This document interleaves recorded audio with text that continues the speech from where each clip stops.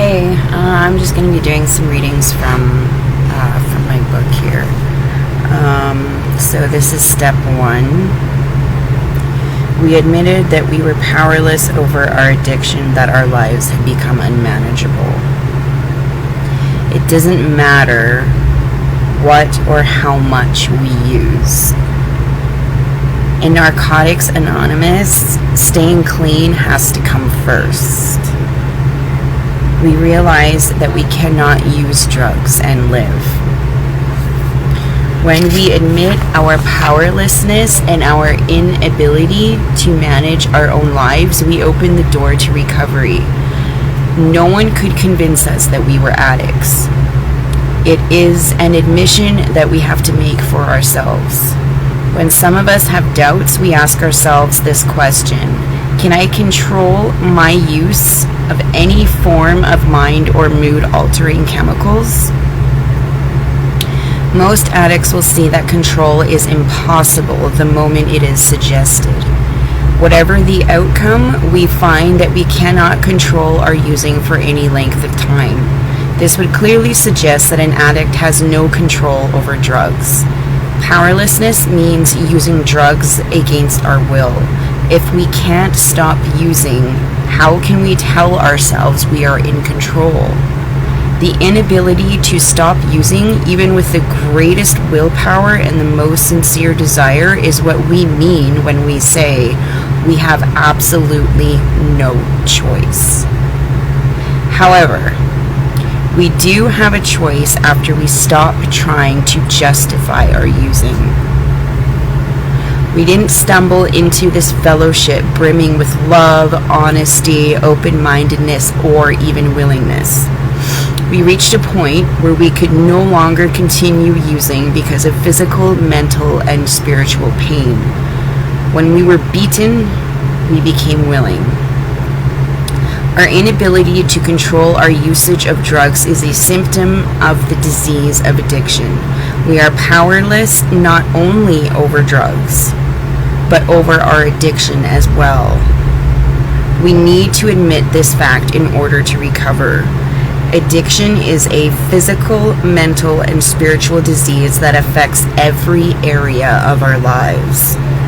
The physical aspect of our disease is the compulsive use of drugs, the inability to stop using once we have started. The mental aspect of our disease is the obsession, or overpowering desire to use, even when we are destroying our own lives. The spiritual part of our disease is our total self-centeredness. We felt that we could stop whenever we wanted to, despite all evidence to the contrary. Denial, substitution, rationalization, justification, distrust of others, guilt, embarrassment, dereliction, degradation, isolation, and loss of control are all results of our disease. Our disease is progressive, incurable, and fatal.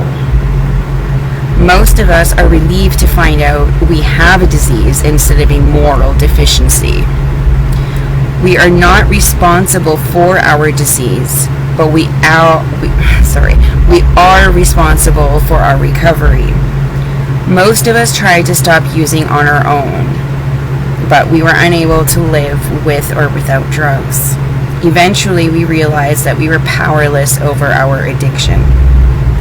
Many of us tried to stop using on sheer willpower. This action was a temporary solution. We saw that willpower alone would not work for any length of time. We tried countless other remedies: psychiatrists, hospitals, recovery houses, lovers, new towns, new jobs. Everything that we tried failed. We began to see that we had rationalized the most outrageous sort of nonsense to justify the mess that we made of our lives with drugs. Until we let go of our reservations, no matter what they are, the foundation of our recovery is in danger. Reservations rob us of the benefits that this program has to offer. In ridding ourselves of all reservations, we surrender. Then and only then can we be helped to recover from the disease of addiction. Now the question is, If we are powerless, how can Narcotics Anonymous help? We begin by asking for help. The foundation of our program is the admission that we of ourselves do not have power over addiction. When we can accept this fact, we have completed the first part of step 1. A second admission must be made before our foundation is complete. If we stop here, we will only know half the truth. We are great ones for manipulating the truth. We say on one hand, yes, I am powerless over my addiction. And on the other hand, when I get my life together, I can handle drugs. Such thoughts and actions led us back to active addiction. It never occurred to us to ask, if we can't control our addiction, how can we control our lives? We felt miserable without drugs, and our lives were unmanageable. Unemployability, dereliction, and destruction are easily seen as characteristics of an unmanageable life. Our families generally are disappointed, baffled, and confused by our actions, and often desert or disown us. Becoming employed, socially acceptable, and reunited with our families does not make our lives manageable. Social acceptability does not equal recovery. We have found that we had no choice except to completely change our old ways of thinking or go back to using. When we give our best, it works for us as it has worked for others. When we could no longer stand our old ways, we began to change. From that point forward, we began to see that every clean day is a successful day, no matter what happens. Surrender means not having to fight anymore. We accept our addiction and life the way it is. We become willing to do whatever is necessary to stay clean, even the things we don't like doing. Until we took step 1, we were full of fear and doubt. At this point, many of us felt lost and confused. We felt different. Upon working this step, we affirmed our surrender to the principles of Narcotics Anonymous. Only after surrender are we able to overcome the alienation of addiction. Help for addicts begins only when we are able to admit complete defeat. This can be frightening, but it is the foundation on which we built our lives. Step 1 means that we do not have to use, and this is a great freedom. It took a while for some of us to realize that our lives had become unmanageable. For others, the unmanageability of their lives was the only thing that was clear. We knew in our hearts that drugs had the power to change us into someone that we didn't want to be. Being clean and working this step, we are released from our chains. However, none of the steps work by magic. We do not just say the words of this step, we learn to live them. We see for ourselves that the program has something to offer us. We have found hope. We can learn to function in the world in which we live. We can find meaning and purpose in life and be rescued from insanity, depravity, and death. When we admit our powerlessness and inability to manage our own lives, we open the door for a power greater than ourselves to help us. It is not where we were that counts, but where we are going. And that's step 1 in my ebook.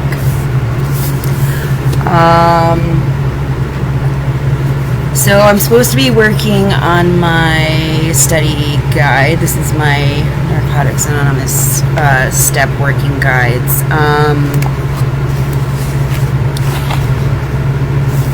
So step 1 is we admitted that we were powerless over our addiction, that our lives had become unmanageable. So yeah, I admit that. I was completely powerless over my addiction, and my life had definitely become unmanageable. I could not go a single day without using. yeah, I couldn't do anything. I couldn't accomplish anything in my life without having drugs in my system. And everything in my life revolves around that drug.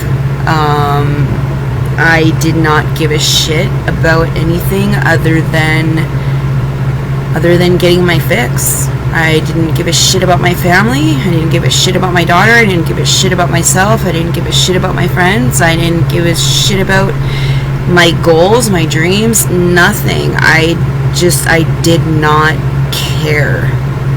I was in such a dark place. And for anybody that knows me, you know, from before I was an addict,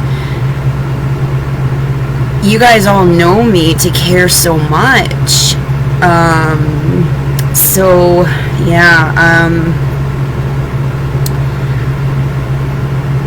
For my friends and family that did see me in my addiction, I apologize to each and every one of you for having to witness that. I know it must have broken a lot of hearts and I know I disappointed a lot of people. So yeah, I'm so sorry for all of it. Very sorry to the people that I've hurt. Sorry to myself for disappointing myself like that. But yeah, I'm working through it. So, a first of anything is a beginning, and so it is with the steps. The first step is the beginning of the recovery process. The healing starts here. We can't go any further until we've worked this step. Some NA members feel their way through the first step by intuition. Others choose to work step 1 in a more systematic fashion. Our reasons for formally working step 1 will vary from member to member. It may be that we're new to recovery and we've just fought and lost an exhausting battle with drugs. It may be that we've been around a while, abstinent from drugs, but we've discovered that our disease has become active in some other area of our lives, forcing us to face our powerlessness and the unmanageability of our lives once again. Not every act of growth is motivated by pain. It may just be time to cycle through the steps again, thus beginning the next stage of our never-ending journey of recovery. Some of us find a measure of comfort in realizing that a disease, not a moral failing, has caused us to reach this bottom. Others don't really care what the cause has been, we just want out. Whatever the case, it's time to do some step work, to engage in some concrete activity that will help us find more freedom from our addiction, whatever shape it is currently taking. Our hope is to internalize the principles of step 1, to deepen our surrender, to make the principles of acceptance, humility, willingness, honesty, and open-mindedness a fundamental part of who we are. First, we must arrive at a point of surrender. There are many different ways to do this. For some of us, the road we traveled getting to the first step was more than enough to convince us that unconditional surrender was our only option. Others of us start this process even though we're not entirely convinced that we're addicts or that we've really hit bottom. Only in working the first step do we truly come to realize that we are addicts, that we have hit bottom, and that we must surrender. Before we begin working the first step, we must become abstinent, whatever it takes. If we're new in Narcotics Anonymous and our first step is primarily about looking at the effects of drug addiction in our lives, we need to get clean. If we've been clean a while and our first step is about our powerlessness over some other behavior that's made our lives unmanageable, we need to find a way to stop the behavior so that our surrender isn't clouded by continuing to act out.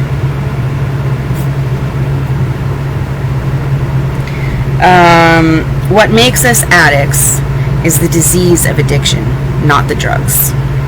Not our behavior, but our disease.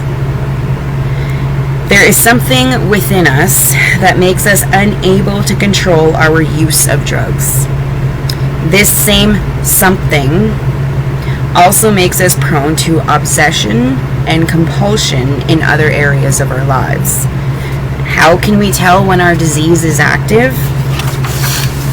When we become trapped in obsessive, compulsive, self-centered routines, endless loops that lead nowhere but to physical, mental, spiritual, and emotional decay.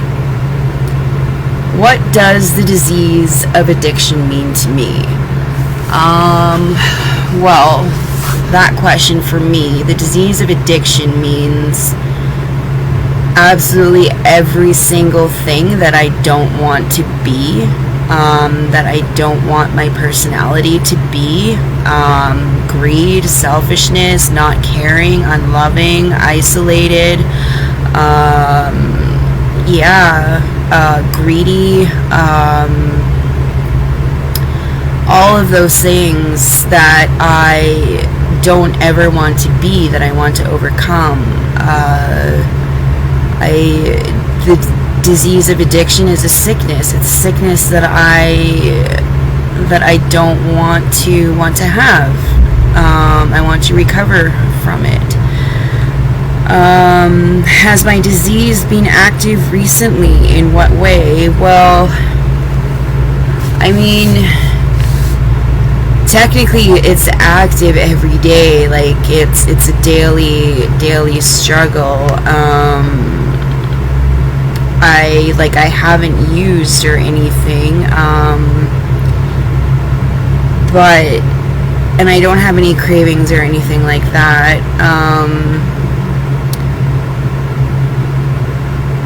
I guess it's kind of active in the way that I have to try and focus more on being focused without the drug, because that drug helped me to focus on one thing at a time, whereas before I wasn't ever able to do that. What is it like when I'm obsessed with something? Does my thinking follow a pattern? Yeah, for sure it does. I don't really get obsessed over a lot, but I do over people, like especially the important people in my life.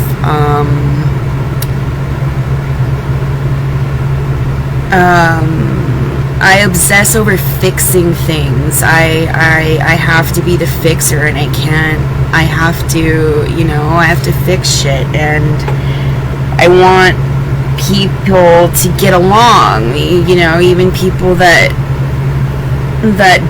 never will. I don't accept things, and I don't let things go.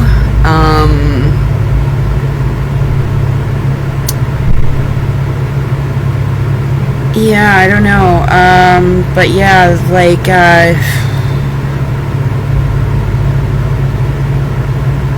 not really sure what else I kind of obsess over. Not really a heck of a lot.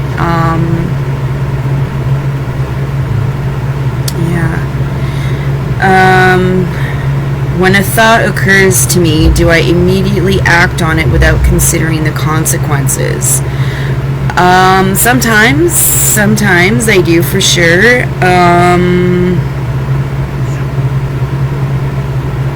I know that when I was growing up as a kid, I always did that. I always acted on impulse, and I never ever cared about consequences or what? Making a video? Yeah. It's my brother. Hi. Say hi. It's my brother. Around 11-ish. I might go hit up that AA if you want to go. Yeah? When is it? They do it at noon every day. Okay, yeah, for sure. Right. For sure. Sounds good. Woo!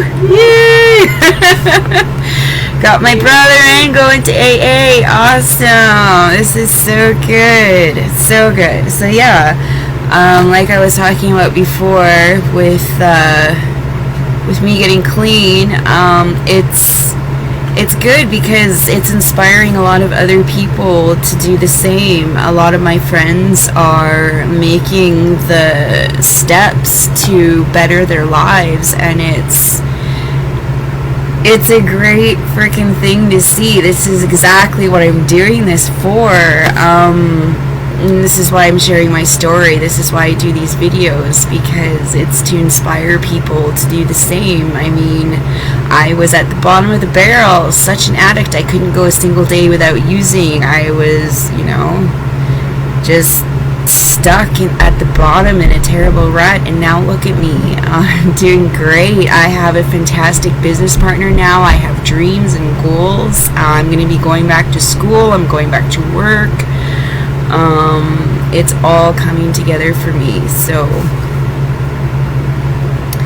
but yeah, so when a thought occurs to me, do I immediately act on it without considering the consequences? Sometimes, but I'm getting better at that. When I was a kid, I never cared about consequences. I always acted impulsively, and yeah, it didn't help me in any which case or scenario at all. In what other ways do I behave compulsively? Well, I react compulsively. I react to people compulsively. I really need to practice some meditation and stuff in order to learn how to control my emotions and how I react to people, places, and things, right? Like learning to take a breath and think about what I'm gonna say and think about the emotions that I'm going to portray on my face, like how I'm going to react to situations. I need to learn how to do that better, that's for sure. How does the self-centered part of my disease affect my life and the lives of those around me? It made me completely selfish. It made me not care about anything or anyone. And it affected everybody around me who knew me, because they knew that that wasn't who I was. They knew that that wasn't me. The real Dawnette, she loves with all of her heart, and she gives the shirt off of her back for a stranger without question. She wears her heart on her sleeve. She goes above and beyond for everyone that she cares about, and even those she doesn't care about, even people that she just meets, that's just who I am. I will give the shirt off my back to a complete stranger. Not just people, animals. I love animals. I love Mother Earth. I love nature, plants, bugs, everything, you name it. We are all connected. We are all one, and we are all here for a reason, and we are all blessed to be here. And like, life is a gift, and we really cannot waste it.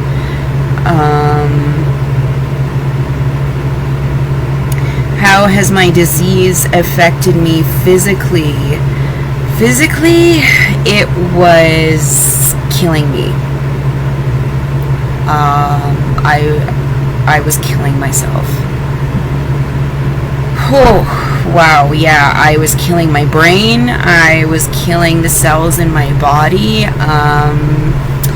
I was slowly killing my organs. I mean, my gallbladder went, for frick's sakes. Like, I am just so grateful that I got clean before I had to go into the hospital, because it could have been a lot worse.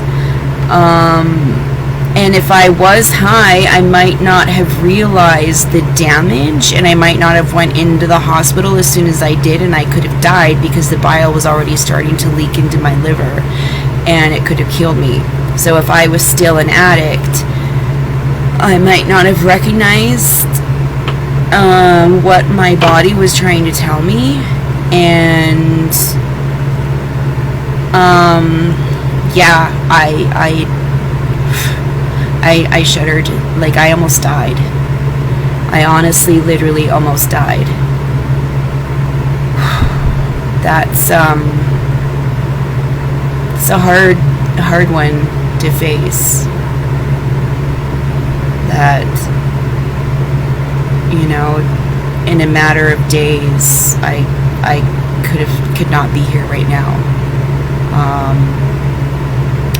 And I'm sorry because I know that some people watching that's going to hurt them to hear. How has my disease affected me mentally? Well, yeah, it's affected my brain cells. It affected me mentally in ways that, my memory, for instance, my memory has gotten so bad. I get really embarrassed sometimes because, you know, people will catch me not remembering shit that had just happened yesterday or earlier in the day, or even from like 5 minutes ago. They'll be like, "Oh, what was I talking about?" And I'll be like, honestly, I have no freaking idea. I don't remember. I'm sorry. And I just feel like an absolute freaking idiot. But yeah, spiritually, it completely disintegrated my spirit. I did not have a spirit anymore while I was an addict. I was not connecting to my higher power at all. It was completely blocking me from myself spiritually, and I still feel the effects of that. There's a lot of blockages that I have to overcome because of my addiction, and also because of trauma that I went through in my life. There's a lot that I need to deal with on those counts as well. Emotionally, it cut off my emotions. It made me not feel. It made me not give a shit about anything. And that's what I thought was keeping me going. But that was just the drug telling me that it was keeping me going and I needed it, and that was the only way I was going to get through the day. Because without it, when I tried to get off of it, a few times that I did, I would be in so much emotional pain that I would literally be lying on my floor in a fetal position with my arms wrapped around my knees, just trying to hold myself and my chest together because it felt like I was physically breaking from the inside out, and it was so hard to breathe. The chest pain, like it felt like my chest was ripping apart in two, and I couldn't hang on. And the pain, the emotional pain was so much that it became physical, and I couldn't handle it, and I didn't think that I could. So hence I turned to the drugs and shut my humanity off. And yeah, I did shut my humanity off, because it wasn't just, I didn't just shut off my emotions, I shut my spirit off, I shut my soul off, I shut my humanity off, it shut all off for me. I literally was not me anymore. I was just an empty shell. I was literally a walking corpse. I was a fucking zombie. You know, like the parallels that an addict has with zombies is so accurate. It's insane to really think about, you know. Our addiction can manifest itself in a variety of ways. When we first come to Narcotics Anonymous, our problem will of course be drugs. Later on, we may find out that our addiction is wreaking havoc in our lives in any number of ways.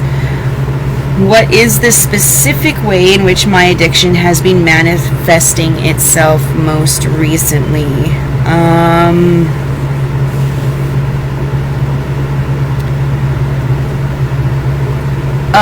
With me not being able to focus on anything,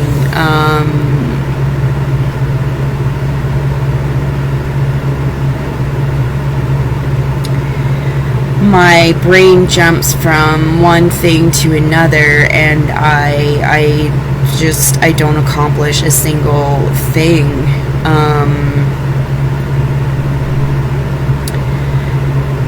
I just want to do everything. I want to do everything, and I want to do it all at once.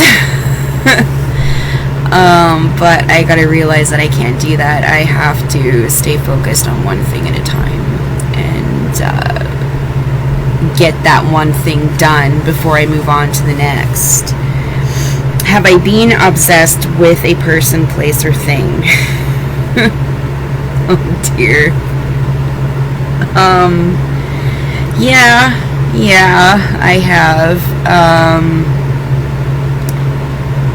How has that gotten in the way of my relationships with others? Well, because when I'm obsessed with that one person, I really don't give a shit about anybody else. That's the only person that I care about. So I kind of shut everybody else out, and I isolate myself, and I only ever want to do things with that person. I only ever want to talk to that person. I only ever want to go out with that person. I only, and it's not healthy. It's really, really not healthy.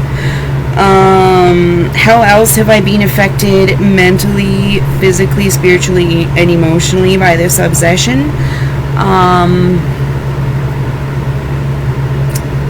Well, it affected me mentally by, I was just completely obsessed with this person, and this person was all that I cared about, was all that I would think about.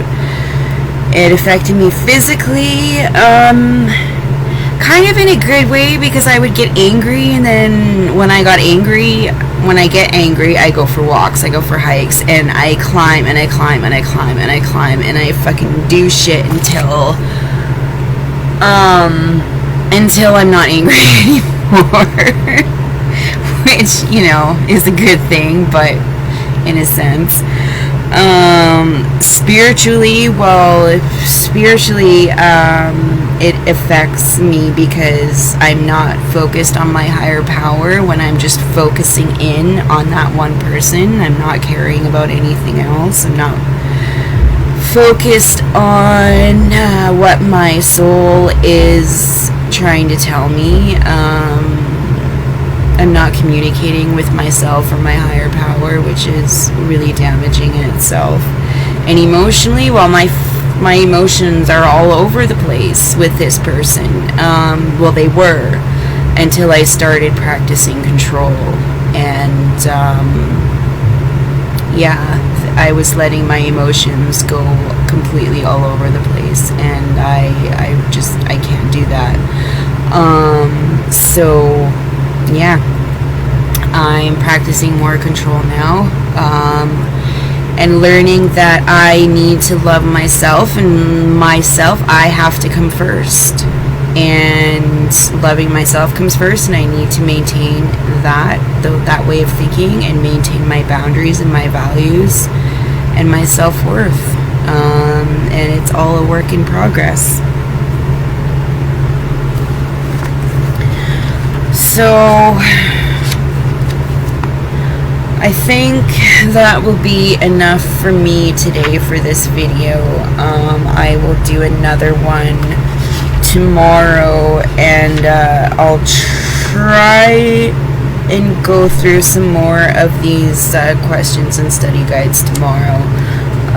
And then hopefully after tomorrow I will be on step 2. Sorry, I just farted. I don't know if you could hear that on the video or not.